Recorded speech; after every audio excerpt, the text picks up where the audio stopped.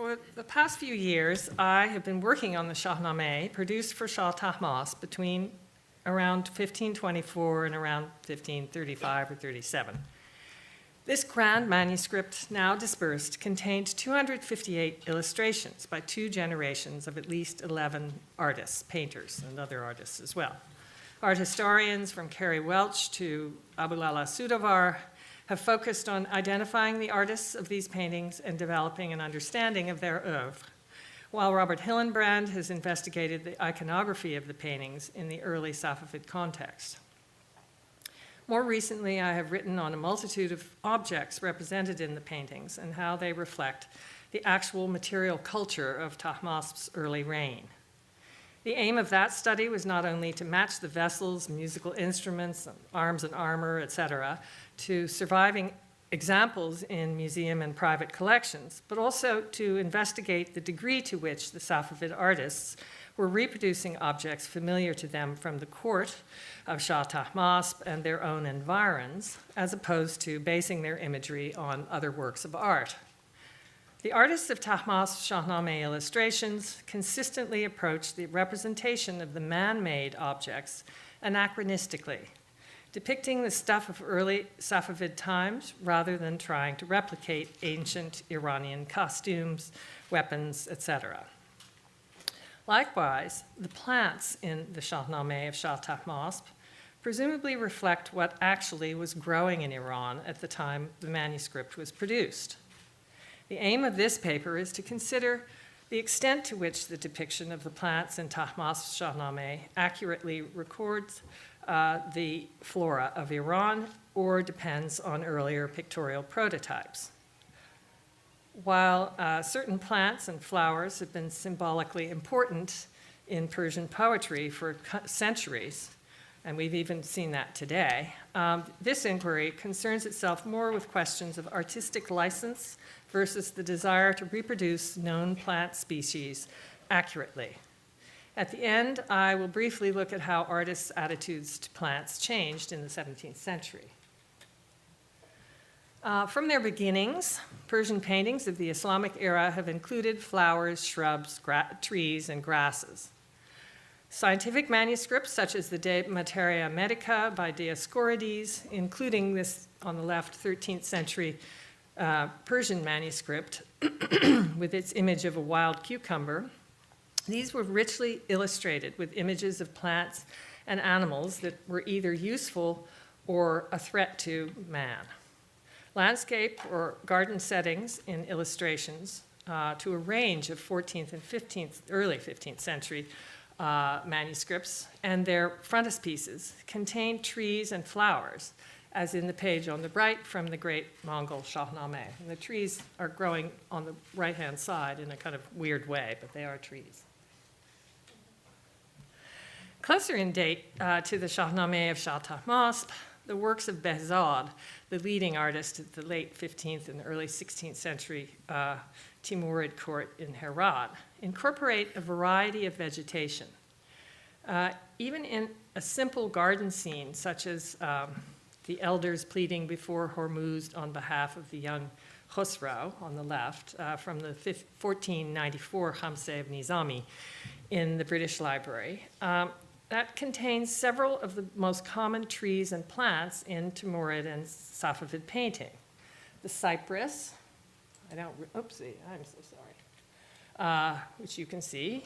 The poplar, the tall tree to the left of that one, and the almond, as well as the hollyhock or alsea.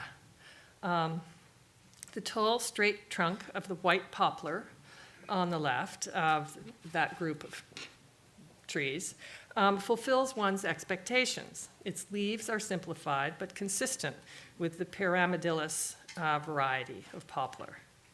Plants in manuscript illustrations are rarely entirely accurate likenesses. Even so, one can identify specific plants in the works of artists like Behzad, who were known for their accuracy, skill, and portraiture. The flowering almond tree on the right of that group, which is Prunus amygdalus dulcis, bears the pink and white flowers and lanceolate leaves typical of the tree. And we have a European variety of that on the right-hand slide. Now, through the gate, from the terrace to the outer garden, is a flowering hollyhock. This plant recurs often in Safavid painting, and like the three trees, is native to Iran and Afghanistan. In fact, 39 species of hollyhock grow in Iran, so it is likely that Behzad and the artists of Tahmasp's court in Tabriz would have been familiar with one or several of its varieties. A double-page composition in the Gulshan album in Tehran, attributed to Behzad, represents Sultan Hossein Baikara on the right-hand page in a country garden with the women of his court inside an enclosure and the men, except for one eunuch, on the outside. The setting is a verdant mountainside with a stream winding through it. And of course, the stream, always painted in silver, turns black. And so up at the top right, you see it weaving its way through, and elsewhere as well. Seated directly on the grass, the Sultan, in a green robe, offers a rose to a woman who proffers a now faded wine bottle to him. The profusion of flowers and trees and shrubs in bloom announces spring and evokes lovely scents and gentle breezes. The inner surface of the fabric wall mimics the natural setting with flowers and trees painted or woven onto its surface. Next to the almond tree, under which the Sultan is sitting, is a rose bush full of pink blossoms. So that's just along the right edge there. While on either side of the two women on a carpet above or behind, who are apparently sprinkling rose water on a robe, are two flowering trees in the prunus family, and between them, another tree with small white buds. I just have to say, I haven't identified every single plant and tree and grass in these manuscripts, but in this Shahnameh of Shah Tahmasp, that is my ultimate aim, and it's going to take me a lot of bean counting to do it, but I'll do it. It will be done eventually. Anyway, unlike the painting from the Khamseh by Behzad, this composition abounds with flowers, including red hollyhocks, red and yellow daylilies, primroses in various colors, purple iris near the stream on the left-hand page. So the stream in the middle, there's a purple iris just next to the fellow in green who's kneeling. And other flowers that are very small and I haven't identified yet. However, I have no doubt that the plants are based on actual species and not generic, colorful ground cover. While the flowering plants may appear to be scattered randomly across the mountainside, both written and later pictorial evidence suggests that their presence, if not their arrangement, was intentional. Well before the paintings on the screen were produced, Clavijo described in 1404 how Timur's gardens in the outskirts of Samarkand were, quote, enclosed by walls of cloth when the court was going to visit. This suggests the gardens had several definitions. Not only walled spaces with architectural features and trees and bushes and flowers planted in rows. Some were wilder. With regard to its flora, the very first painting in the Shahnameh of Shah Tahmasp in some ways picks up where the double-page gathering of Sultan Hossein Baikara left off. The scene you see here depicts Ferdowsi, the author of the Shahnameh, standing at the far left, encountering the court poets of Ghazna at a garden outside of the Afghan capital of Sultan Mahmud, whose patronage Ferdowsi was seeking. Despite its position at the start of the manuscript, the painting was probably completed at least 5 years after the manuscript project was begun. And it's been attributed to Aga Mirak, one of the project's second generation of artists. Not only is the scale of the figures larger than in the manuscript's earlier paintings, but also the details are rendered with a high level of specificity. As with the painting of Sultan Hossein, the ebullient blossoming trees and flowers herald the arrival of spring. Our friends, the poplar and cypress, are here, along with 3 willows, 2 of whose boughs extend into the left margin.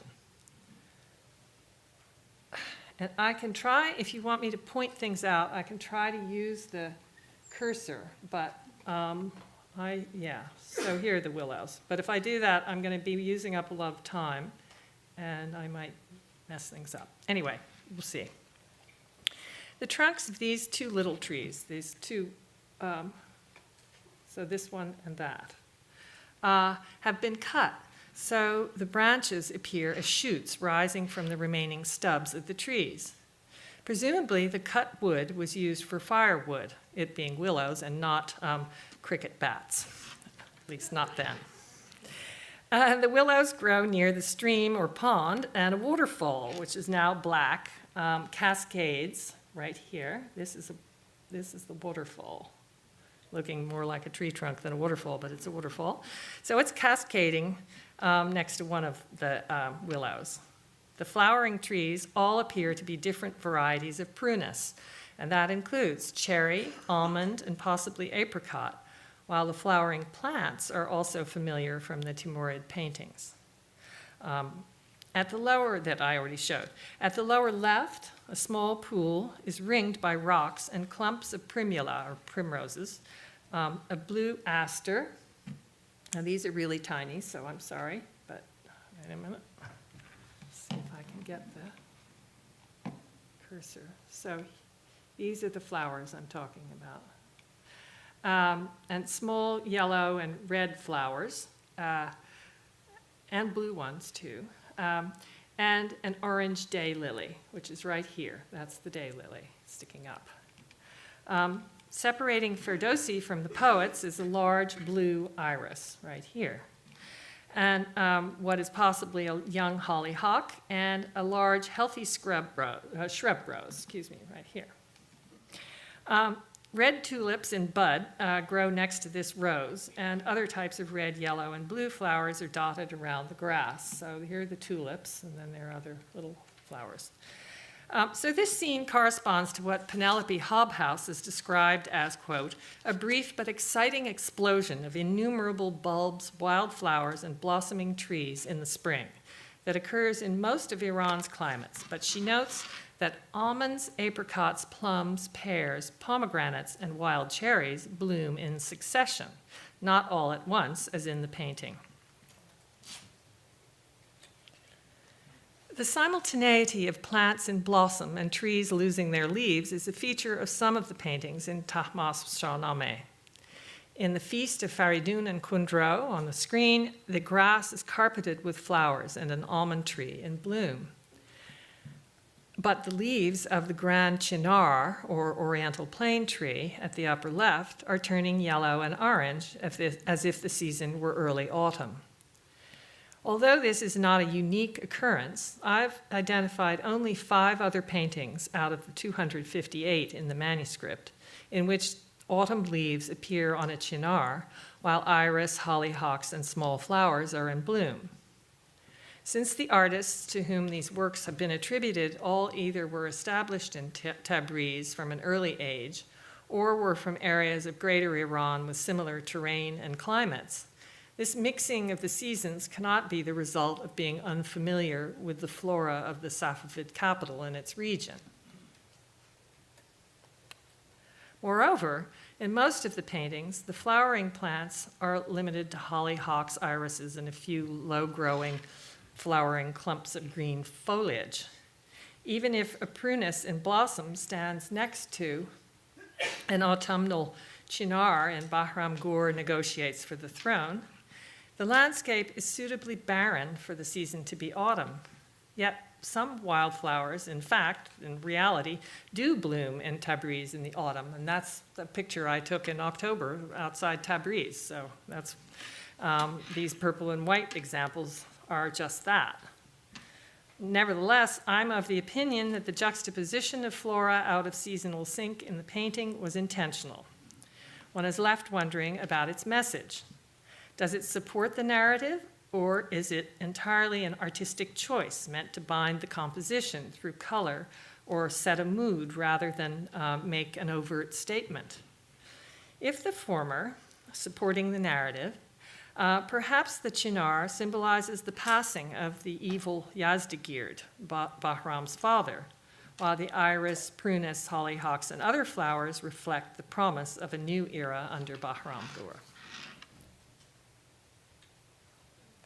Two types of gardens appear in the Shahnameh of Shah Tahmasp: those without visible built architecture and those that are adjacent to pavilions and terraces, such as the one here in Nushirvan receives an embassy from the King of Hind. In the foreground, the Indian ambassador's party, here, are led by horses. Excuse me. So the horses are leading this group of men here in the Indian ambassador's party who are bringing precious gifts to Nushirvan. And then down here, somebody has a parrot in a cage, and then we have an elephant ridden by a monkey entering from the gate on the left. The Avon of Nushirvan's pavilion opens onto this veranda, while a walkway between two red fences connects it to another pavilion occupied by women. Between the two buildings is a garden in which a bearded gardener is digging. So there's the gardener digging in the thing. While a plane tree, complete with a bird's nest, dominates the garden, hollyhocks and a bearded iris grow beneath it next to a winding stream, and a flowering tree can be seen through the window behind Nushirvan. There. Much of the literature on Persian gardens, I mean the critical literature now, concentrates on the Chahar Bagh layout, in which straight water channels intersect rectangular plots. But in Tahmasp Shahnameh, none of the gardens conforms to the Chahar Bagh arrangement. Despite that, the presence of a gardener strongly reinforces the idea that what may appear to be wild is actually a cultivated plot of land. Chahar Bagh gardens depend on water channeled to them by way of qanats, whereas the gardens in the Shahnameh are watered by natural streams. Now, maybe this reflects the pattern of land ownership by which the king owned these huge tracts of land, including these mountain and hillsides where sources of water ran freely. But that's not the point of my paper, and I'm not going to get into that too much. So on rare occasions in the Shahnameh, trees or plants play a role in the plot of a particular story. In the tale of Rustam's demise, his half-brother Shagad devises a plan to bring Rustam to Kabul, where Shagad's father-in-law reigns as king, and murder him. Rustam arrives and Shagad invites him to go hunting, where Shagad has dug several pits, lined with spears and concealed by brush. Rustam and his horse Raksh fall into the pit and are impaled. As he bleeds to death, Rustam asks Shagad for a bow and arrow so he can protect himself from lions. Shagad accommodates his request and then hides behind the nearby tree to watch his nemesis die. With his last breath, Rustam shoots the arrow, piercing the trunk of the tree and the heart of Shagad. Described by Ferdowsi as an ancient plane still bowed and leaved but hollow, the tree in the painting is depicted instead as a young tree and not hollow. If the artist had chosen to paint an old tree, the figure of Shagad would have been completely hidden behind it. So the artistic choice serves the narrative in spirit, if not in precise detail. Another story in which a tree, or specifically its fruit, is essential, concerns the daughter of Hafbad, and she spared a worm that she found in an apple that she was eating. So the worm went on to spin so much thread that Hafbad became very rich, and his town's power grew until it came to the attention of the Shah, Ardashir. To win back the town, Ardashir disguises himself as a merchant, befriends the worm's keepers, and poisons the worm with molten lead. In the painting ascribed to Dost Muhammad, Ardashir rides out of the town gate on a mule, while at the lower left, So down there, we have the girls spinning and sitting there around a little pool. One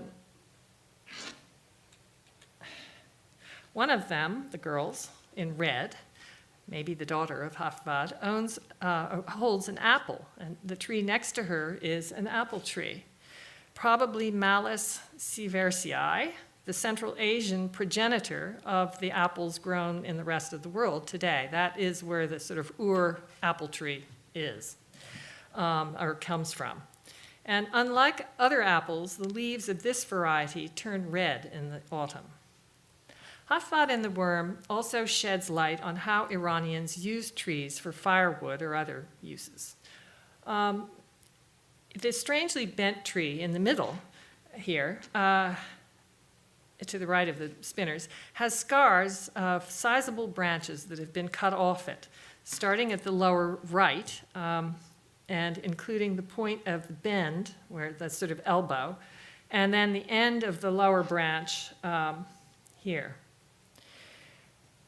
that extends to the left. So although this is rather unsightly, the limbs have been harvested without killing the tree.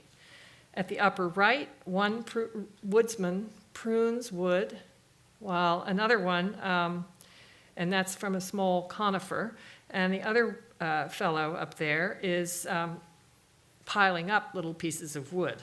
And also at the lower left, of course, we have the cook stoking her fire with even smaller pieces of firewood or kindling, really. So with the exception of a few other paintings in the manuscript, this one sheds light, as I say, on the uses of plants in Safavid Iran, in towns and rural settings. Many compositions in the Shahnameh are enlivened by these small or medium-sized evergreens with dramatically bent trunks. Some of these resemble Juniperus excelsa, or juniper, also known as the Greek juniper, while others may be different types of juniper with different needle and leaf structures. I show one of these here. It doesn't have a dramatic trunk, but that is that type. Anyway, in Iskandar slays the Fur of Hind, a tree of this type grows out of a rock on the mountainside above the battle. Silhouetted against the promontory, the tree's branches twist in an S-curve, so I'm talking about this, while its foliage writhes as if corresponding to the ferocity of the battle below. Likewise, in K. Khosrow slays Shida in single combat, a tree with wind-whipped foliage appears below the crest of the hills along the horizon, bracketing the combatants. So that's that way, and then down here, these rocks basically are the other side of the bracket. And so the bend of the trunk and downward curve of the foliage are both dramatic and forlorn, reflecting, again, the poignancy of the moment when K. Khosrow stabs the son of his archenemy, Afrasiab. Well, not every school of early Safavid painting achieved accurate renderings of Iranian plant life. The two images here depict Giv discovers K. Khosrow. The painting on the left is attributed to an unknown artist working in Shiraz around 1530, whereas the one on the right is from the Shahnameh of Shah Tahmasp. Both works include flowering almond trees, junipers, and in the Shiraz painting, 2 cypresses right in the center. But the ground cover, consisting of variously colored flowers, some of which are identifiable as poppies and perhaps primula, pales by comparison to the rich array of hollyhocks, iris, poppies, and wildflowers in the Tabriz page. To make matters worse, the green in the Shiraz painting has suffered from verdigris damage because the artist did not know the recipe that uses saffron to buffer the discoloring effects of the copper-based verdigris pigment. Even without this disfigurement, the Shiraz painting lacks the specificity of the Tabriz work. And by that, I'm just looking at these little blossoms. They're just 5-petal red flowers, generic. And one might attribute this difference in attitude to the depiction of Flora, to the contrast between the patronage of a knowledgeable, engaged royal individual and that of a person of means in a provincial city or just an artist illustrating manuscripts for the market. However, both paintings include flowering almond trees in close proximity to Quai Khosrow and a stream flowing nearby. Although the stream is mentioned in the text, the almond trees are not, begging the question of whether the artists of both the Shiraz painting and the Tahmasp Shahnameh painting based their compositions on an earlier prototype, possibly from Shiraz, which was a major center of painting in the 15th and 16th centuries. For whatever reason, though, this association of beautiful young men and women with flowering trees became a long-lived convention in Persian painting, reappearing until at least the middle of the 17th century. The paintings in the Tahmasp Shahnameh really rarely exhibit site-specific vegetation. And of course, as was alluded to, Iran has many different kind of climatic zones, so presumably nobody could have incorporated all of them in his paintings. But anyway, so on the first of his 7 courses or trials on the way to Mazandaran to rescue Kavus, Rostam lies down in a meadow to sleep, and a lion attacks Rakhsh, his horse. Situated along the southern shores of the Caspian, Mazandaran has a varied topography with more rain and forests than other parts of Iran. Despite that, the only plants in this image that differ from those in many other illustrations in the manuscript are the reeds in the lower left. And the plant with the red berries next to the legs of Rakhsh. While lions are traditionally depicted in reeds in Arab and Persian painting, reeds are also native to the Caspian shore, even if the artist's frame of reference was another work of art rather than familiarity with actual Mazandaran reeds. The shrub with the spiky branches and red berries appears to be a Cottony aster. This plant is not specific to Mazandaran, and as such could have been known to the artist even if he had never traveled to the Caspian littoral. On the right, the painting of Bijan slaughtering the wild horses of Irman includes a setting brimming with vegetation. Landholders from Irman, or Armenia, had journeyed to the court of Shah Quai Khosrow to appeal for help, ridding them of a flock of wild boars that had been trampling their fields and laying waste to their crops. The Shah called upon Bijan to rid Irman of its destructive boars, and in the painting he is doing just that. The tusked creatures rampage over the hillside and through reeds in the foreground. Prunus trees with white and pink blossoms grow in the midst of a field of variously colored flowers of the primula family. The greenery suggests natural abundance, making Bijan's mission all the more crucial. However, the artist has made no effort to represent actual crops or cultivated fields, choosing instead to suggest the earth's bounty and the havoc wrought by the boars. Well, in a stark departure from the inclusion of vegetation in the paintings of Tahmasp Shahnameh, the illustration of Bahram Gur before his father Yazdegerd I contains only widely spaced tufts of grass. The scene represents the reunion of the father and son, who had not seen each other since Bahram's birth because he'd been sent to be brought up in Arabia. Although Ferdowsi specifies the location of the meeting as Istahr, the artist has depicted the setting as if it were the wastes of Arabia rather than the area around Istahr, which is pictured on the right.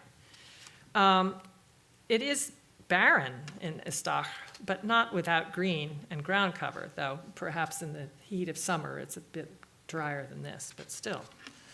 The painter to whom the work is attributed, Dost Muhammad, also painted Haftvad and the Worm, so he was clearly sensitive to the environment in which the stories of the epic took place. He is known to have left Iran for India and to have worked in Afghanistan at the court of Kamran Mirza, the rebellious brother of Mughal Emperor Humayun.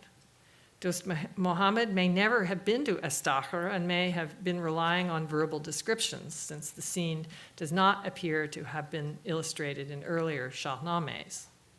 Alternatively, as in Bahram Gur negotiates for the throne, the landscape may reflect the sterility and evil of Yazdegerd and his reign. In this case, the absence of vegetation makes both a daring, artistic, and strong narrative statement. While artists of the second half of the 16th century did not immediately cease to incorporate recognizable native species in their paintings, so 50 years later, still there was a trend away from naturalistic depictions of plants, and that picked up speed towards the end of the century. Two paintings by Siavush from the Shahnameh produced for Shah Ismail II reveal how the same artist could approach the rendering of the same tree or flower, in this case the chinar, differently in two separate works. In The Birth of Zal, on the right, the leaves of the chinar are blue and sparse, whereas in Luhras Hears from the Returning Paladins of the Vanishing Kay Khosrow, the tree has an abundance of green leaves.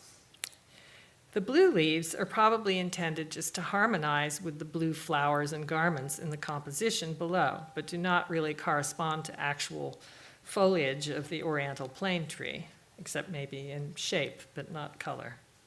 However, the flowers that border the stream,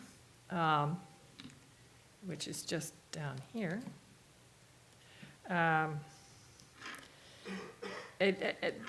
emanating from the pink, this stream up here, excuse me. It comes around and you see, you have to imagine it kind of going like that. Anyway, those flowers have been carefully drawn, and at least the poppies are easily recognized. The blue, red, and yellow five-petaled flowers, on the other hand, appear more generic. They also grow next to the stream at the bottom edge of the composition, along with hollyhocks and a blossoming almond tree. So by now, these become sort of standard and appear wherever spring is the season. Following the death of Shah Ismail in 1577, his former artists produced some manuscript illustrations, but again, they were turning increasingly to producing single-page images of individual groups of figures, either painted or drawn. This is not to say that flowers, trees, and shrubs found in many early Safavid paintings did not appear in paintings from the last quarter of the 16th century, but they often repeat the same species found in the Tahmas Shahnameh illustrations. The right-hand half of the frontispiece of the Divan of Sultan Ibrahim Mirza on the right, dated 1582, features a flowering almond tree and a prunus behind the prince's pavilion, each next to a cypress. So you can see the two cypresses and the two flowering trees. Behind the two youths, standing at the left, are several red tulips, and in the foreground is growing a small willow, while to the left are asters or daisies and a poppy, and nearer the oud player, a few blue violets poke out of the rocks. Not only are all of these plants native to Iran, but also they have become standard, as I've mentioned several times, in Persian painting. Nevertheless, in the hands of highly talented artists, such as the young Reza Abbasi, the chinar tree that appeared in so many 16th century Persian paintings more than complements the composition. With its trunk canted to the left and its large orange, red, and green leaves forming a canopy over Faridun as he spurns the envoy of Salman Tur, This is from the 1590s. The chinar has a highly architectonic function. Reza has taken pains to employ modeling on its trunk, not easily seen unless you're really up close, but it's there. And so one senses the sort of tactility of its surface. Although the tree has no narrative purpose, it is a key compositional component of this painting. Overall, in Reza's oeuvre, he produced more single-page drawings and paintings than manuscript illustrations. In the tinted drawings, such as the kneeling scribe on the left from about 1600 and the sheikh in a brown coat on the right from about 1605, Reza uses local vegetation either to fill in blank space around the sitter or to suggest a state of mind. To the left and right of the scribe are branches of a willow, but they're painted in gold, so that's a little bit of imagination, but it's good for the composition. And then there's another small stalk at the lower left. In the drawing on the right, the sheikh stands in a rocky landscape with low-growing plants sprouting next to some of the rocks and in the dirt near other plants. The nearly square leaves of the small shrub down here do not correspond to any of the common trees of Iran, and the plants are equally sort of generic. While the flowering plant growing out of the stone at the left might be some form of primula, the other plants may or may not be a hollyhock and some form of bulb. In this drawings, the plants and clouds crowd inward toward the figure, whose gesture and gaze toward something beyond the frame of the picture suggest a sort of less than an unsettled state of mind. And the role of plants here is that of props. And although they may resemble some known varieties, their identity really is unimportant in this situation. With Reza's son, Shafi Abbasi, flowers are subjects in their own right of a group of drawings in an album in the British Museum, and some similar drawings in other collections. The flower on the left appears to be a viola or pansy.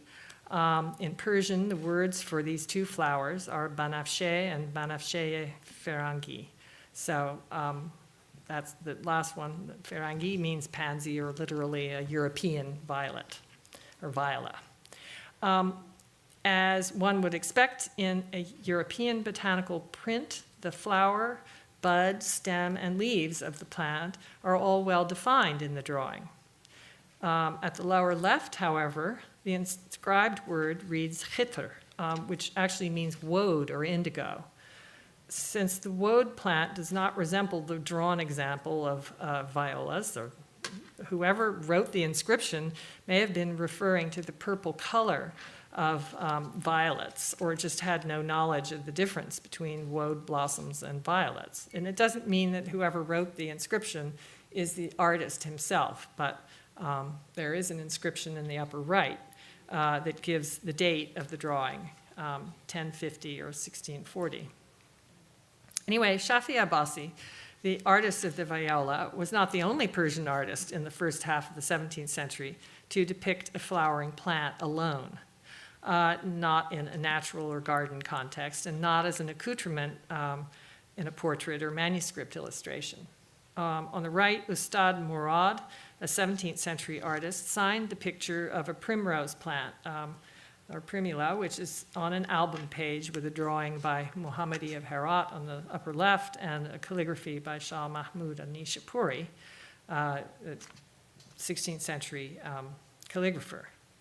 Since painting individual plants marked a real departure from the genres of Persian painting and drawing practiced up to the end of the reign of Shah Abbas in 1629, it is worth considering what stimulated Shafi Abbasi and Ustad Murad to take the leap into flower painting.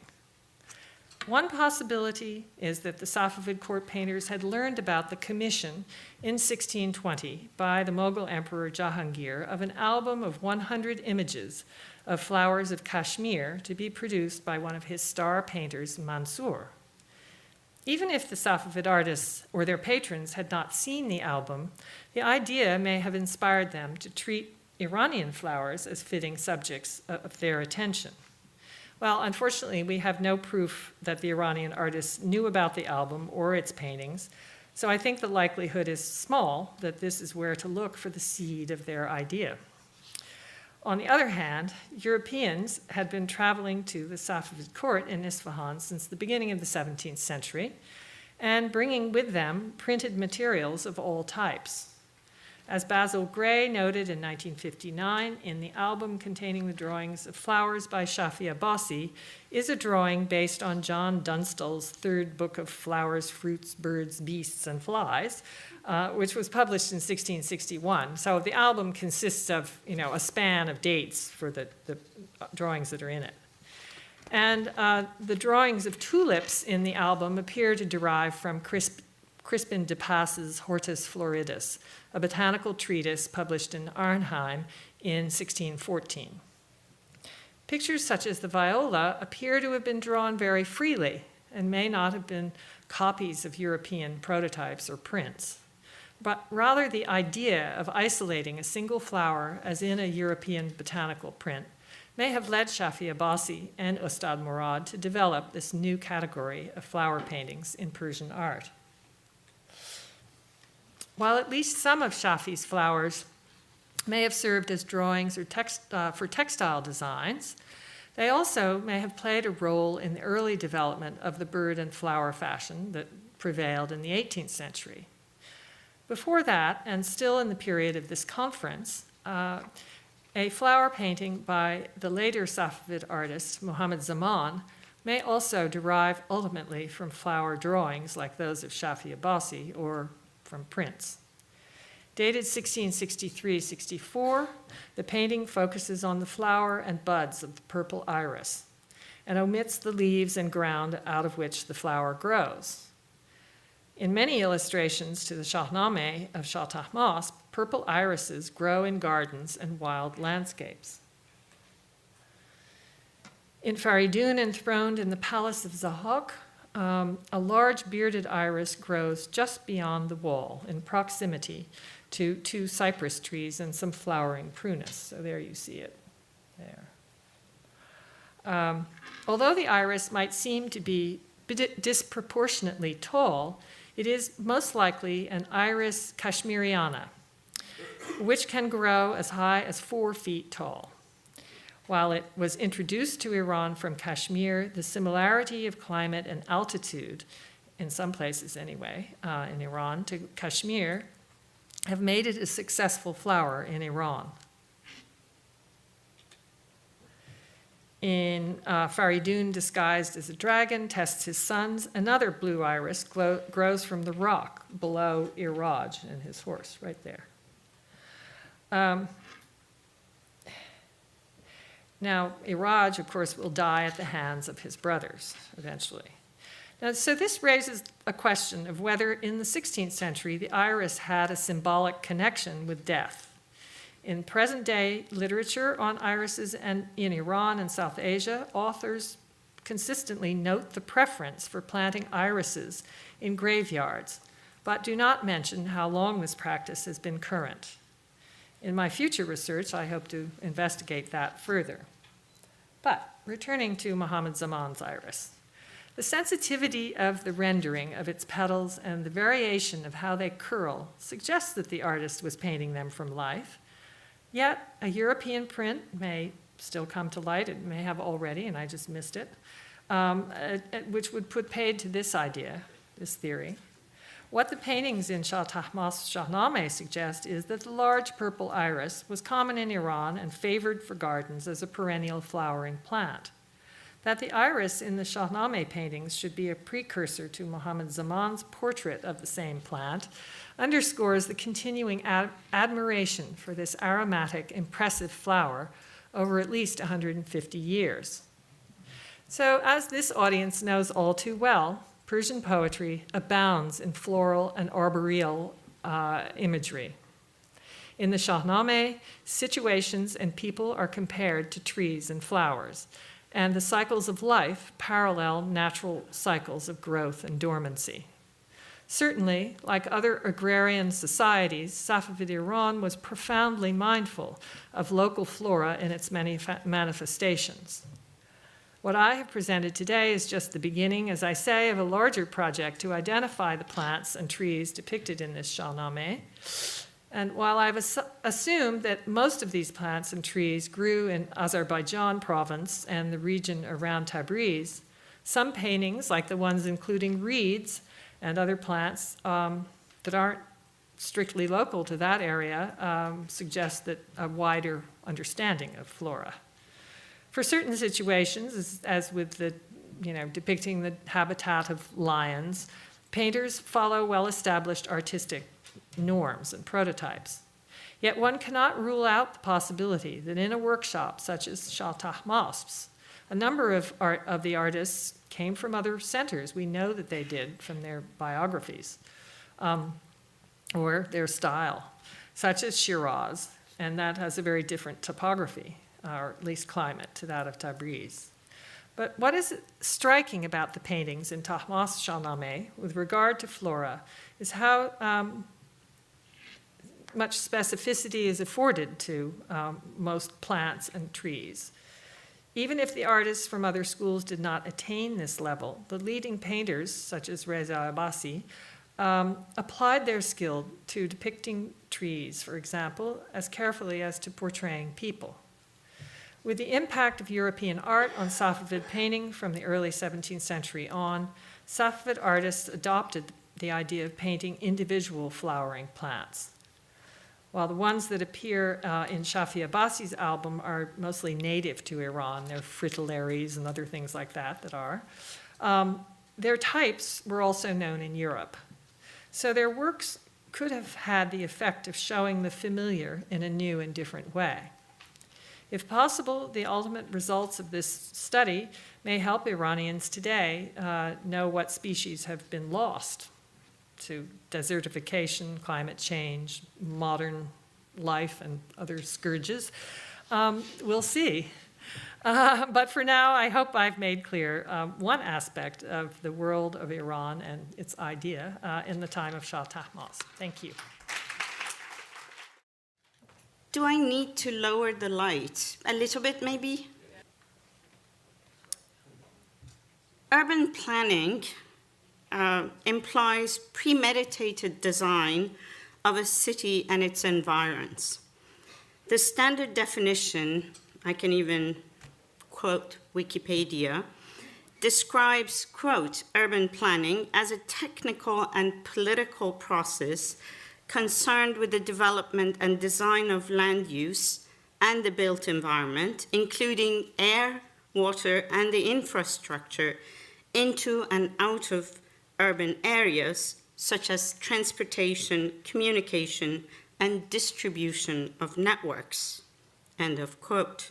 The academic definitions tend to position urban planning as a profession, requiring teams of professional designers, land use experts, water distribution experts, architects, traffic experts, etc.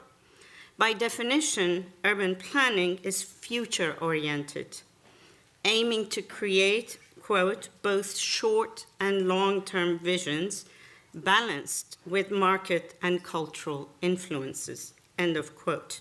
This one comes out of a frequently asked questions on the website of the School of Architecture and Urban Planning of the University of Wisconsin in Milwaukee. I want to preface my presentation with 2 points. One is that everything that I present, and there's a lot of plans and gray pictures and black and white ground plans and maps, but that they are all derived from reading of textual sources of the Safavid period in Persian, but also European descriptions, depictions in engravings that grace the books of travelers, as well as a great deal of sources that are material culture-based. In other words, these are reconstructions of a collective of information for which I'm not going to quote X, Y, and Z, but they are already published for the most part. And I put these two pictures up for the very simple fact that Isfahan is planned entirely as a project, a large-scale urban planning according to the definition that I read to you, with waterworks in mind, transportation routes, arteries in mind, various amenities that make the city what it is. And it precedes every other urban development that we know of in the early modern period in Europe, including that small royal space of Place de Vosges of Paris. So, in a way, this is not a dirt poor place.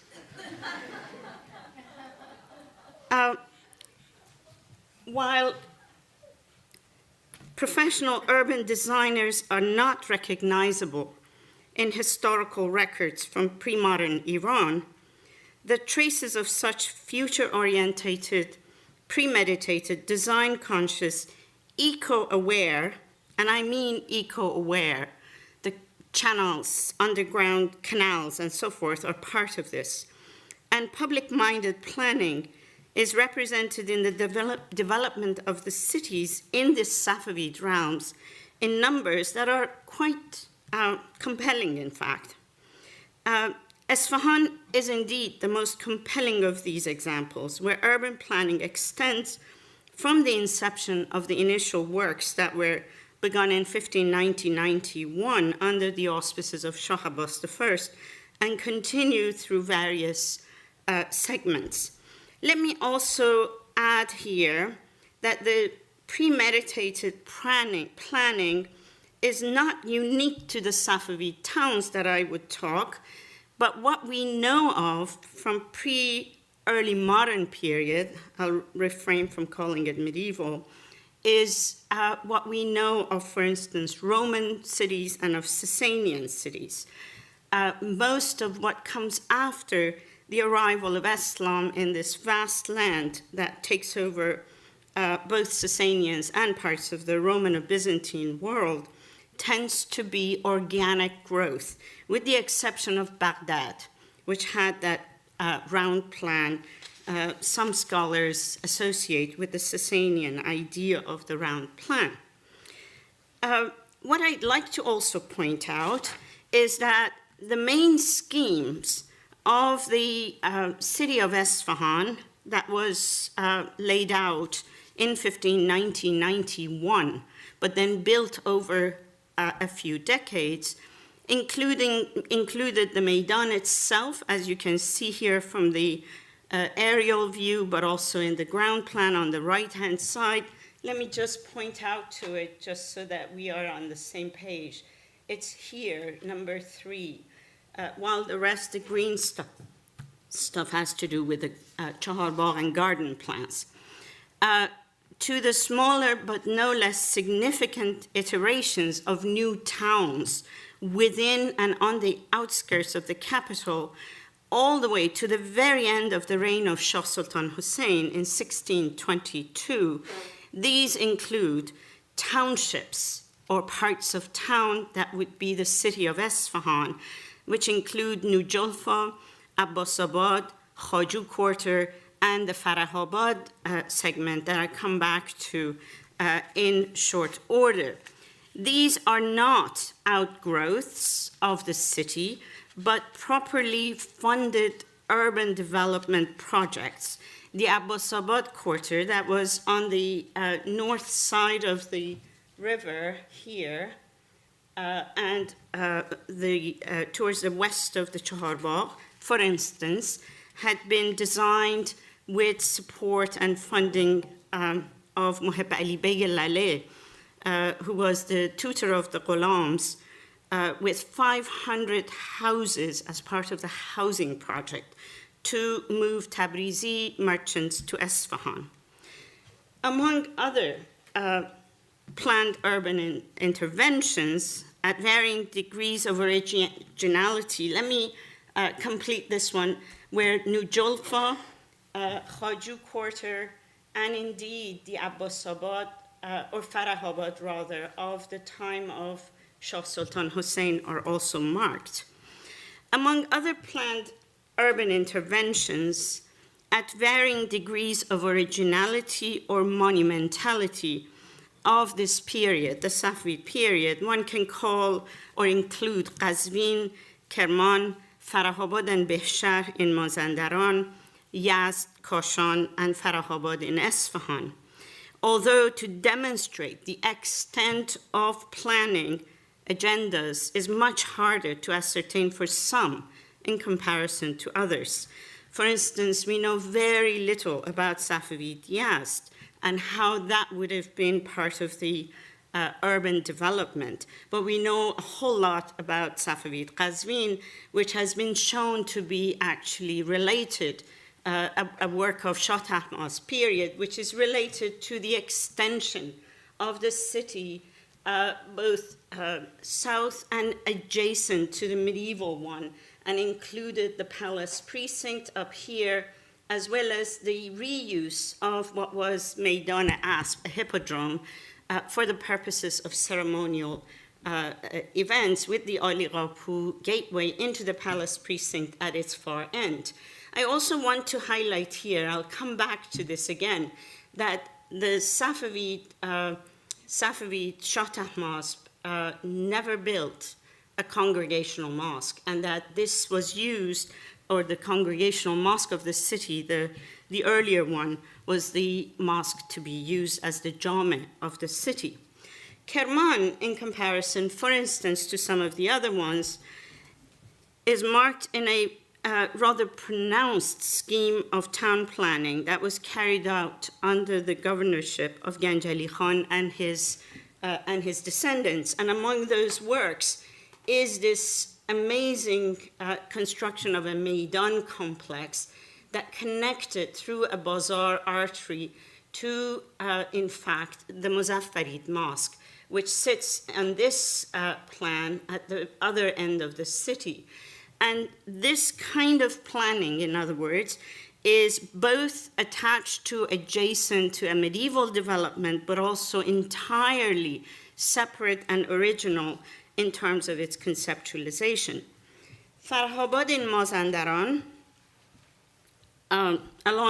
alongside Behshar, or Ashraf al-Bilad of the Safavid sources, is better understood through a few extant buildings, one of which, that entrance into the mosque on the upper right-hand side, is a picture I took, and the one on the lower-hand side is the picture of what has happened to it since. And this is not very long ago. In other words, restoration.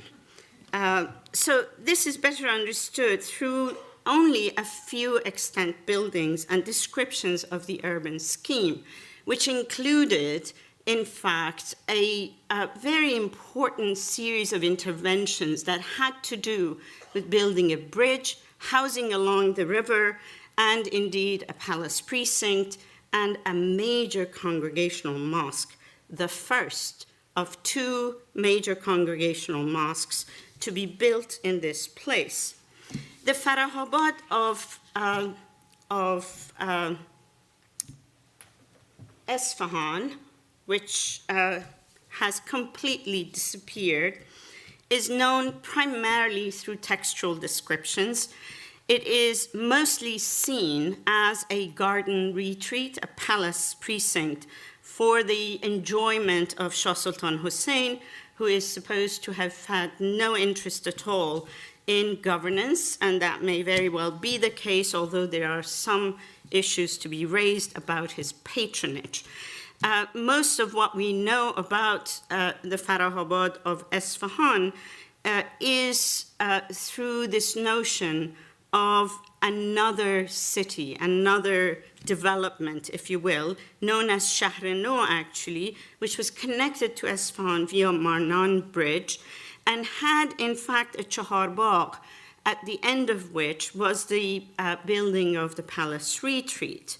In other words, this was meant to be and was designated as a new district of the city of Isfahan, And in fact, part of the reason we should look at it as yet another of these townships or towns attached to Isfahan is the fact that Shah Sultan Hussein demanded from the grandees of his realms, which mostly included the ulama, to build houses in lots that he had given to them. So, given these very carefully planned and very sort of public-minded, future-oriented specificities of the town planning of the Safavid period, it comes actually as something of a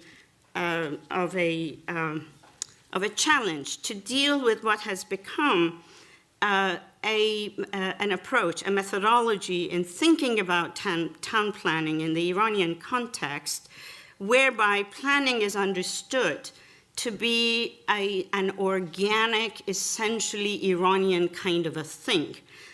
Whereas what I'm presenting here is the very specificity of a Safavid schemes for town planning. And on these, the concept, in fact, which is based on morphological studies, look at urban forms as if they are analogous to the spine, a head, a heart, and so forth, with spiritually unchangeable categories of Iranianness that have become so typical of Iranian approaches to architecture and urban layout.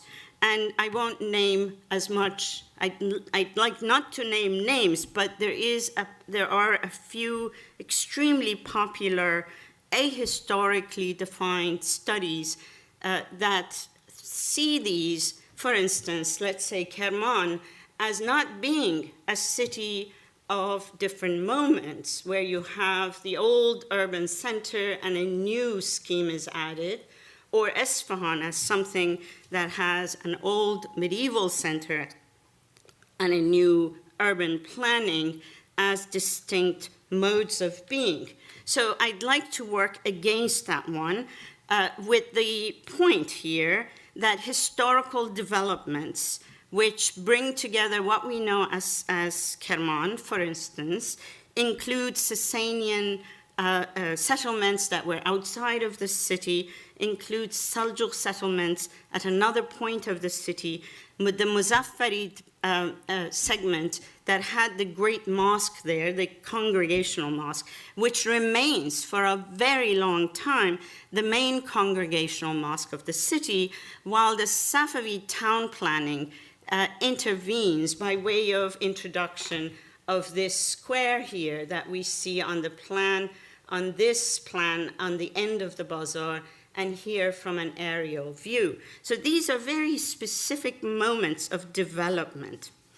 Instead of thinking of these typical Iranian forms or morphological approaches, the plan and architectural remains of major Safavid cities demonstrate that these were not simply appendages to old medieval fabric of the cities that they enter, nor were they in fact the result of slow and organic growth that we recognize from most medieval cities. And this is not just cities on the Iranian plateau. I would encourage you to think of medieval Paris, for instance, in contrast to the Paris of Louis XIV, or that Place des Vosges, which had basically cut right through the medieval city to stand alone as an urban center. And in fact, not an urban center, but a housing development for the rich, for the upper classes of the court. So in other words, these are very much about pre-planning, designing city centers. Then let me turn to another question, which is extremely important in thinking about any form of urban planning in the post-Islamic period. And that has to do with the lens through which we should look at an Islamic city, quote unquote. And here I want to say that regardless of how much we might wish to see the traces of ancient Iranian cities, Sasanian ones in particular, under the fabric of post-Islamic cities of Iran, They simply are not there. That is to say, if we were to look at the early history of Isfahan, for example, the patterns of development are especially well anchored on the principal features of early Islamic cities. This is a mosque, which is the most crucial requirement in order to constitute the status of a settlement as a city or mesr, which is a legal term that has been foregrounded in the current research offered here at SOAS and at the Courtauld just this past week by Ruba Kanaan from Toronto, who is writing an important book on Friday prayer, mosques, and the definition of the city in legal terms of Islam in pre-modern times. She posits that the buildings of a jami', a congregational mosque, initiated and supported by the ruler. This could be the just ruler, and has to be the just ruler, but it could also be the ghazi of the city or the region or an imam. This formed the core of the cities during the early decades of Islam and continued to dominate the legal understanding of what is a city well into the 18th century, actually. The model is the model of those garrison cities of early Islam like Basra, Kufa, later Fustat, and so forth. And early Isfahan follows this same pattern of development where the mosque becomes the core point of the development of the Islamic city. The other feature of early Islamic city, about which two scholars are unanimous, is the composition of the mosque and a marketplace, a bazaar, and often but not always the place of a ruler, a governor's palace, a qasr, if you will. Early medieval Isfahan grew along those lines. Renata Hollod and Lisa Golombek have convincingly showed the formation of Isfahan out of the joining of the two settlements of Jay and Yahudiye, and the way the city during the Seljuk period revolved around the main congregational mosque of the Abbasid city. So that's an 8th century, 9th century mosque underneath what is the Jami' of Isfahan. Kanaan has now clarified that such a key Friday or Jami' mosque, once established, cannot be easily and legally challenged by the addition of another Jami' in the city. Isfahan, for instance, remained with this single Jami' as its principal marker of being a city, a mesr, from the 8th century through the 16th century. That is more than 800 years. That's remarkable to think about the significance of that Jami' as the core point of being a city, actually.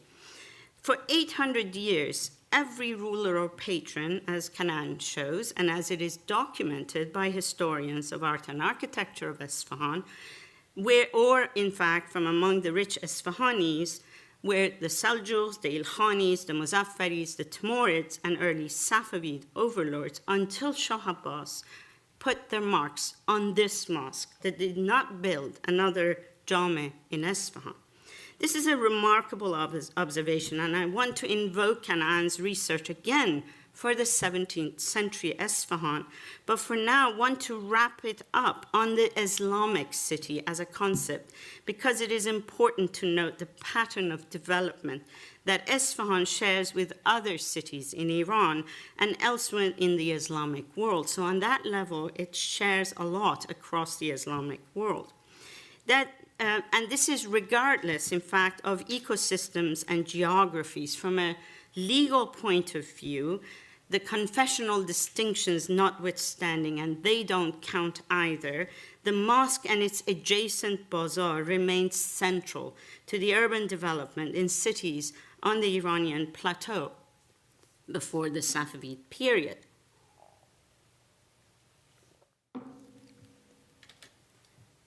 This is to say also that the making or planning of a city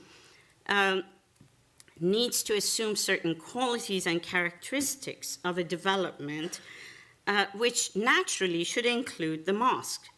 This is not masjid, the little mosques in the neighborhoods, but that jami'.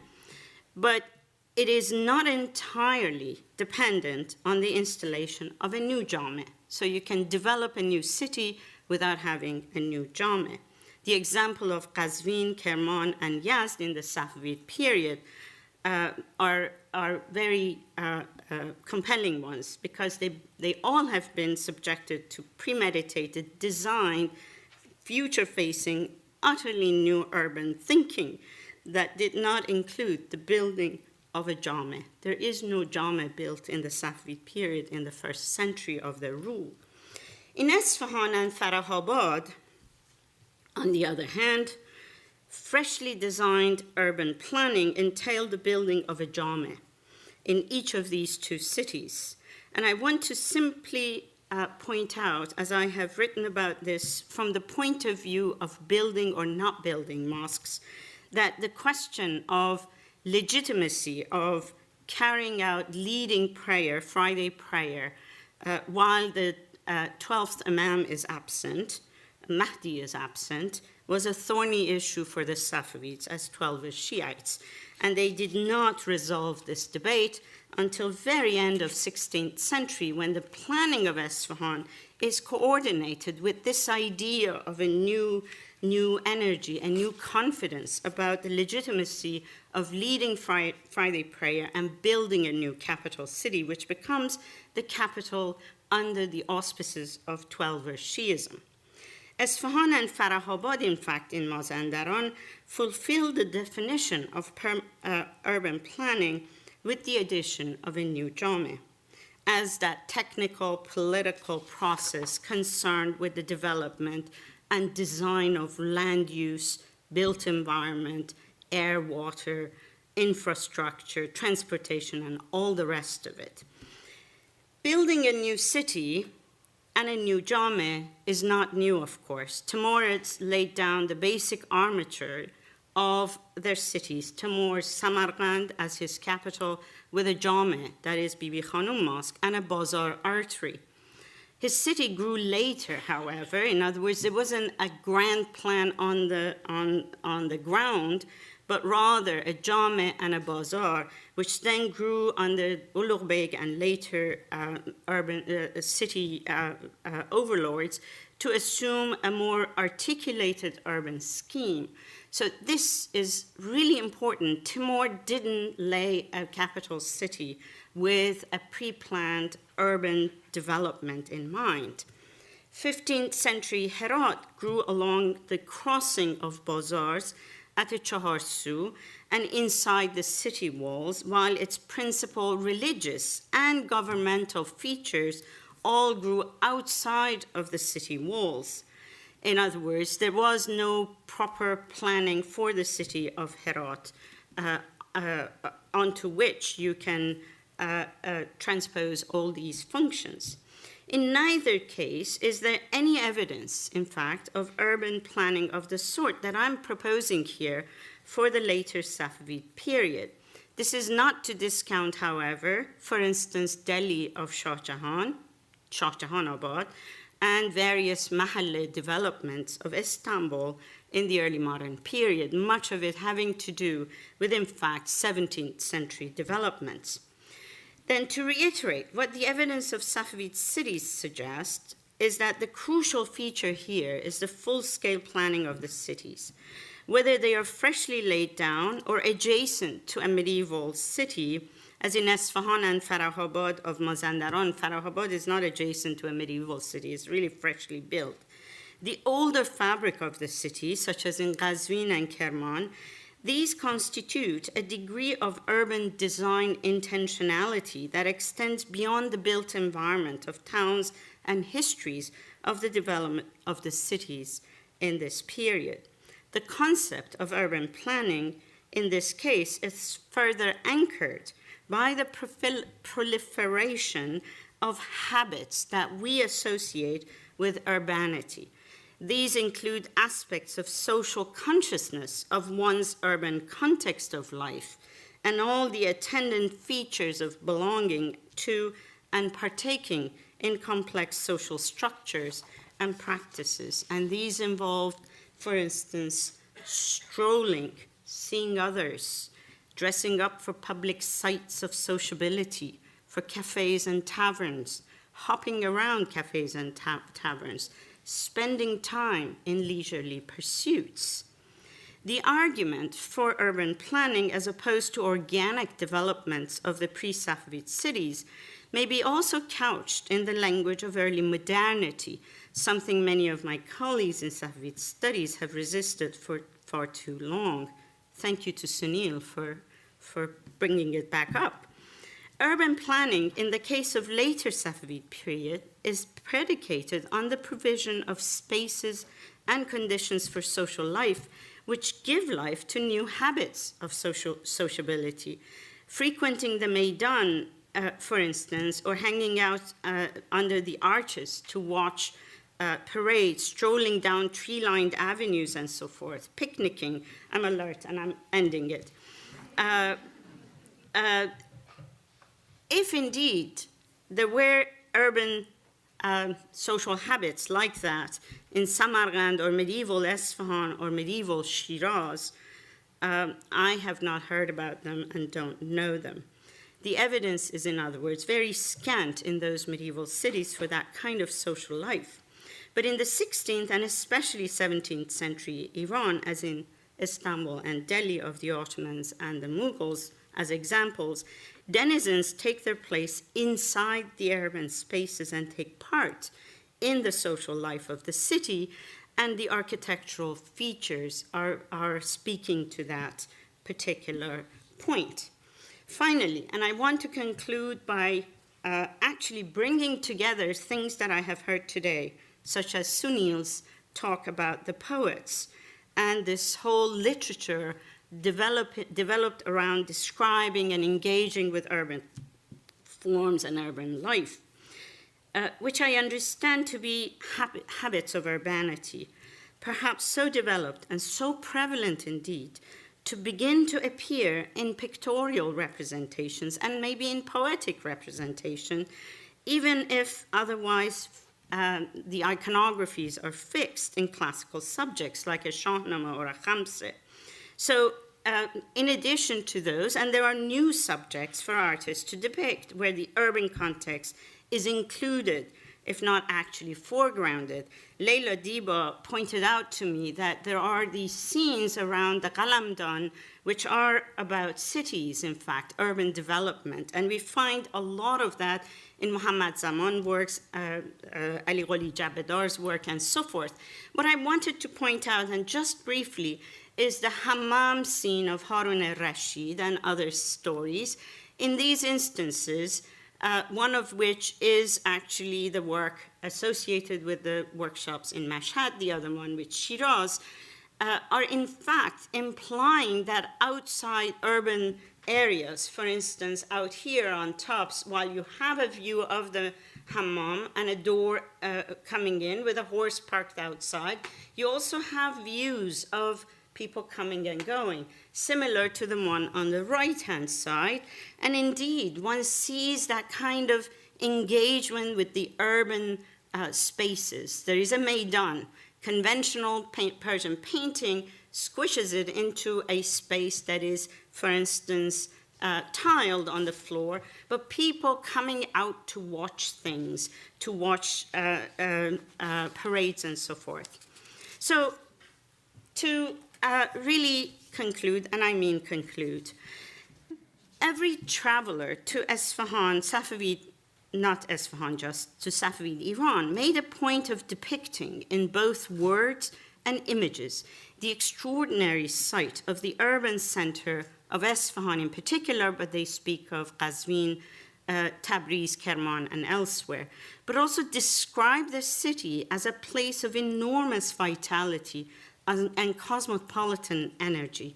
The emphasis on Isfahan is justifiable for its scale and complexity of urban planning at a time when Europeans were as yet to see what becomes known later as the Baroque city. There is no such a thing as a Baroque city in Europe until later in the 17th century. Here, I want to briefly point to the development of this argument in the future, which is, how does it relate to the idea of Iran? what I detect in the planned Safavid cities is a built theory of urban planning. It points to a significant reiteration of an idea of kingship and centering of polity that is cognizant of the antiquities of Iran, deep-seated, in fact, without being archaeological. So this is not an archaeological knowledge, but it's specific to the Safavid ideological and sociopolitical armature, its self-image of rule. This last point draws from my own research, but also research that has been done on the Sassanians, and especially Sassanian cities, and the recent work of Matthew Canepa. It posits that, or what I hope to do is to posit that urban design and theory are integral features of a sense of distinction, in part inspired by Pierre Bourdieu's argument about distinction and difference, that is understood through the lens of a sense of Iran and Iranianness, for which the most pronounced and self-consciously consistent expressive instances since the rise of Islam in Iran are found, in fact, in the Safavid period. Town planning, in other words, is revived as an enterprise for giving physical shape to an idea, a conceptual inclination, for which we may find occasional disparate sparkles in the post-Islamic history of urban developments in Iran, but nothing as persistently prevalent as the cases of Safavid period cities. Thank you.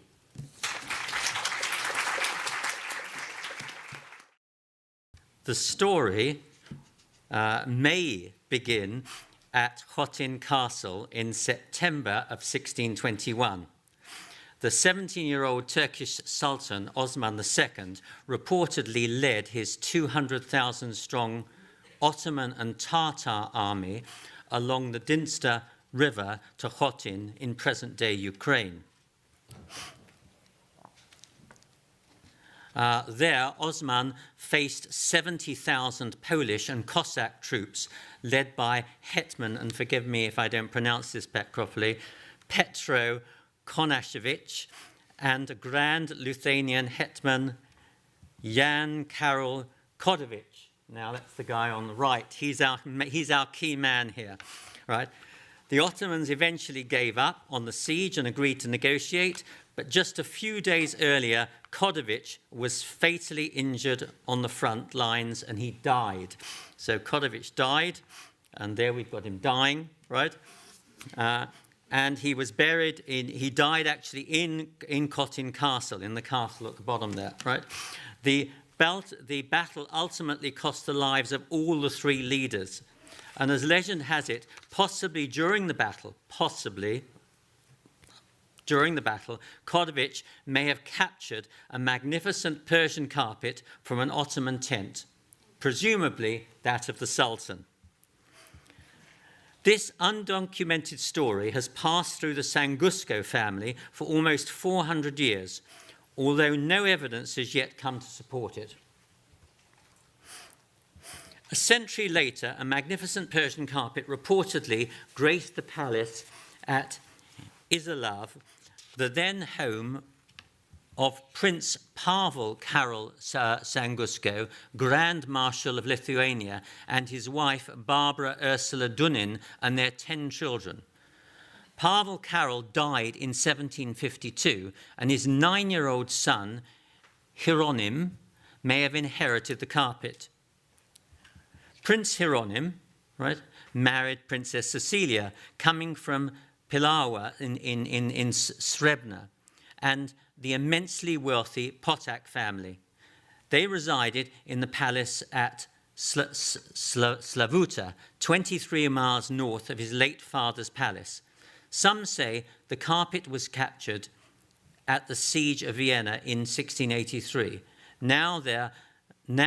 There's a Stavislav Potocki, right, was at the siege of Vienna, but sadly he also died against the Ottomans as well. So that's not good where it could have come from. Anyway, so the Persian carpet could have been at the Slavata Palace for 150 years, passing through several generations. Remarkably, it was not walked on nor eaten by moths. And in 1903, when Prince Eskachi's Stanislav died, the carpet was passed to his 2-year-old son, Prince Roman. The following year, the carpet was exhibited, probably for the first time in St. Petersburg. It caused quite a stir at the Exposition Rétrospective d'Objets d'Art in 1904, and I quote from the album published in 1907, "One of the greatest interest and splendor was a certain Persian carpet lent by Prince Sanguszko. It was taken from a Turkish tent in 1621 by the Lithuanian hetman Jean-Charles Kodovich. The legend of its history was now in print." Right? The carpet was only briefly mentioned in 1914 by Bode and Courtauld, who wrote, "A rug exhibited in Petrograd in 1904, a loan from Prince Sanguszko, was said to have been captured in 1621 from a Turkish tent." In 1925, the carpet was certainly still in Slavuta. Attached to one of many letters from Royal Tyler, the American historian, to his close friend Mildred Barnes Bliss at Dumbarton Oaks, was a photograph of this carpet, and written on the back, "Prince Roman's chief residence is at Slavuta, where housed his famous collection of Persian carpets," on the back of the photograph of this carpet. So this magnificent carpet and the related examples from the topic are the topic of my presentation today. Seen here, it is about 2/3 of its original size. Sanguszko's magnificent Persian carpet was next seen publicly in 1931 at the Exhibition of Persian Art at the Royal Academy in London, with 2 other Sanguszko carpets. In the survey of 1939, Arthur Upham Pope devoted 11 pages to discuss the Sanguszko group. 8 of the Sanguszko carpets were illustrated in the plate volume. We go on, right? For Shah Mohammad Reza Pahlavi's visit to the Asia Institute for Persian Art and Archaeology in New York in 1949, Pope persuaded Prince Roman to lend the Sanguszko carpet. And when the institute closed in 1954, Pope arranged for the carpet to be loaned to the Metropolitan Museum of Art. There it remained and much admired for 40 years, until in 1995, when Roman's grandson Peter gave the museum an option on acquisition. After they failed to find a donor, the carpet was sold to the Miho Museum in Japan. All right, there's a bit of the history of it. Right. In 1976, as part of the World Islam Festival, May Beatty organised in Sheffield the exhibition and symposium Carpets of Central Persia, focusing on carpets of the Kirman region. 2 complete and 2 fragments of Sanguszko carpets were included. These all share particular characteristics in colour, materials, weave and style that make them close to, but slightly apart from the roughly 330 surviving carpets and fragments from the Safavid period presently attributed to Kirman. I believe it will be wrong to locate all Kirman carpets to the city itself. Not all come from the same workshop, and some may well have been made in towns within the wider region, such as Ravar, for example. The plan is to try and sort out the different groups of Kirman carpets, but this is a very long-term plan. So I will examine this afternoon the 14 carpets of the so-called Sanguszko group. These share similar colours, technique and style. There are differences in structure, but the consistencies in style is so compelling that these may have been made in the same city, and indeed some may well have been made in the same workshops. Exactly which carpets should be included in or excluded from the group has been the subject of debate for almost a century, and equally contested has been their attribution and age. What is certain is that conclusions can best be arrived at through examination and even better, seeing them physically side by side. Of these carpets, I've physically examined 13 of the 14. So I've almost done it. One of them, I just don't know where it is. So we go on, right? Provenance, publication, and exhibition history will appear in print, so you don't have to read all this stuff I'm putting up there, right? You'll see all that when it's printed. But with regard to the Sanguszko carpet, this one here, the oral history can't be verified. The only certainty dates from 1904. This is probably the oldest known Kirman carpet and certainly the most spectacular. Pope rightly suggested that Sanguszko carpets are direct descendants of carpets from Tabriz, end quote. I will describe just the Miho Sanguszko carpet in some length. Zare described carpet patterns in some detail. At first, I did not appreciate the significance of pointing out of what one can see. But now I can appreciate that this helps one to observe things far more closely. Pope dated the Sanguszko carpet to the end of the 16th century. You may make up your own minds on this matter.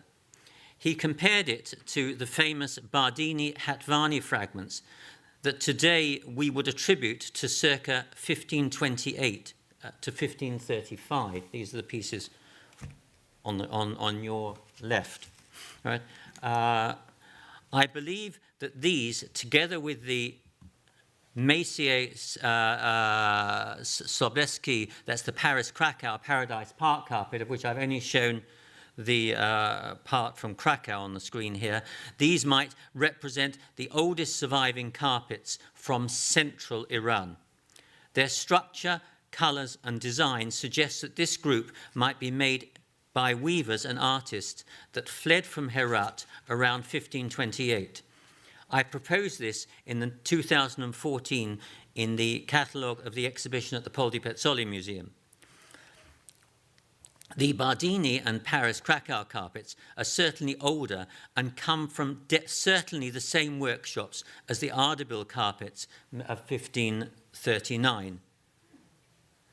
Pope wrote that the patterns of the Sanguszko carpets,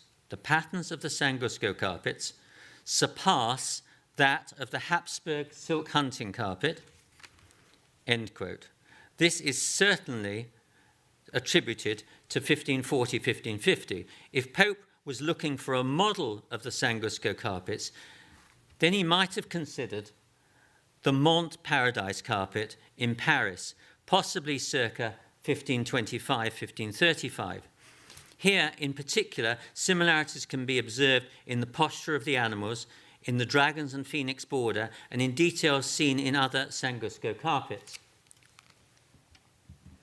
Imagine an important person, perhaps sitting on a velvet cushion in the center of this carpet, covering the almost diamond-shaped, ivory-colored, cusped central medallion. The ivory center appears to float upon a soft red background of a much larger medallion. Within the large red medallion, outlined by ivory band of clouds, is a strapwork pattern on a yellow background composed on two levels.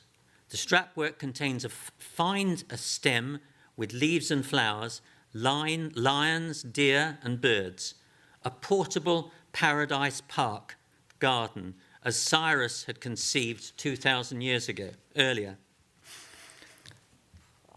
Had this important person looked directly downwards, he would have seen overlaid over the strapwork pattern an oval cusped pendant.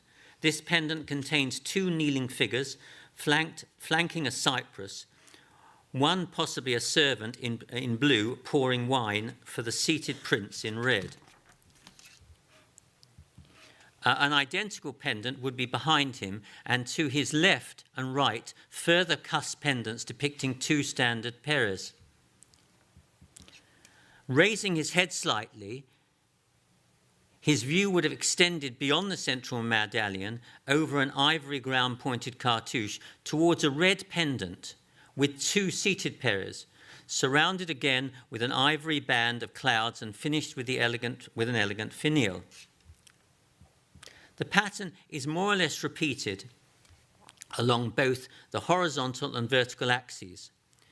Filling the background of the field is a spiraling red stem in blue, in a light blue set against a dark blue background, from which extend leaves of flowers, lions and tigers confronting deer, with other animals running in fear, and are overlaid on the floral stem. Whilst this composition can be seen on many carpets from different regions in Iran, it is from the minute detail that we can distinguish different groups. For example, carpets from Kerman tend to have the sycamore maple leaf, as well as the twisted snails ornaments that resemble Chinese cloud bands. In each of the 4 corners of the field are cusp quartered medallions on a yellow background. These depict 3 elegant mounted huntsmen wearing classical turbans, their horses with patterned saddlecloths. Extending from the yellow corner pieces, that's going upwards from the yellow corner pieces, along the sides of the field are halved red sycamore maple leaves. If the border had not been interrupted the pattern, we would have seen the complete sycamore maple leaf, which I've expanded here. In the center is a lion's mask flanked by fish, possibly sturgeon. How nice. Right. Above the leaf are half yellow pendants with peacocks. The cusp medallions in the main border are separated by a dragon and phoenix combat, recalling the Mont carpet seen at the top in Paris. Pope wrote that the dragons on the Sanguszko carpet border are by all odds the finest to be found in Persian carpet design, end quote. The patterns in these medallions alternate between deer attacked by felines and confronting peacocks, except in the 4 corners and the center of the side borders where they feature pairs of pears. The inner border, minor border, features a simple scrolling stem with flowers on ivory and stems transmorphing into animal heads and palmettes into masks. The outer minor border has blue leaves, possibly acer, and animals' faces on the scrolling stem against a dark background. Now, visitors approaching from the end of the carpet would have had a completely different view, and they see other things because the pattern is read from different directions. Visitors being received by the chieftain would have been approached from one end and would have had a completely be overwhelmed by the magnificence of this great carpet. When I first saw the Rothschild sickle leaf carpet, I felt it might possibly be from the same workshop as the Beniad fragments. Fortunately, both the Rothschild and the Beniad fragments are currently with Tabibnia in Milan, and he recently allowed me to compare them side by side. In colours, they're extremely similar, but there are sufficient differences in weave to indicate that whilst they might be from the same town, it's unlikely they're from the same workshop.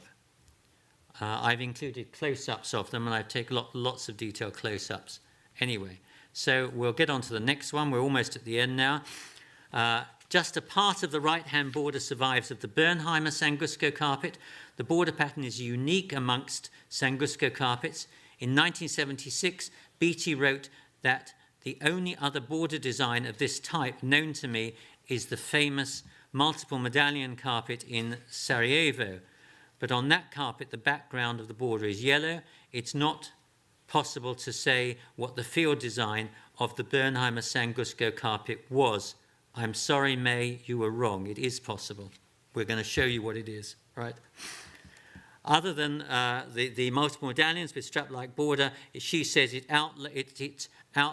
outlines are reminiscent of the Baclus Sanguszko. So Beatty thought that one on the right which is the Bernheimer carpet, had the same field as the Sanguszko carpet. Well, maybe she got so much right, but just on this one instance in her whole career, she got it wrong, and I'm sorry to point it out to her.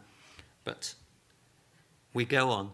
So there's some details of the carpet from Sarajevo, and you can see the border of the Sarajevo carpet, which isn't Sanguszko at all. So, and maybe she never says it was. So, but if we now look at the Bernheimer carpet, we can actually see details here of the field design. And there's enough in those details of the field to assume that those same details are the details that appear here, and therefore it would have had a central medallion and corners, and would have looked like the Bardini carpet in reality, in the field design.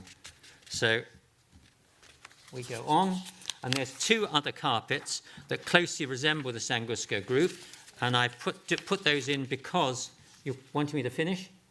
Well, you were supposed to finish 20 minutes ago. Oh, can I just? I've got 5 images to go quite quickly. So Pope discussed the circular carpet at some length and attributed it to the Sanguszko or something similar to the Sanguszko group.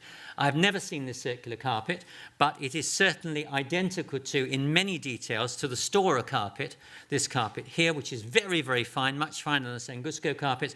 And I just went to see this particularly before this lecture as it's being restored in Izmir, and I went particularly to see it. We go on to the end, and I'll finish with one more Sanguszko carpet at the end after here, and that's one that was illustrated by Jérôme in his saber dance at the Pasha, right? And there he saw a Sanguszko carpet on the floor, and I think, we cannot assume that he painted this carpet from life. The same image, of course, appears in 1887, The Carpet Merchant. And whereas the strapwork medallion and the parts of the border are very similar to Sanguszko, the field design is much closer to Messier's Paradise Park carpet in Paris. And I've assumed what Jérôme has done is taken different drawings out of his notebook and recomposed this carpet himself. I don't think this is original carpet. That's it. Thank you for your patience. And thank you also to the projectionist today and for all your help on the projectionist team. And just to say, this is the end, but possibly not, as that was not the last word on the so-called Sanguszko group of carpets. Thank you very much indeed. Thank you.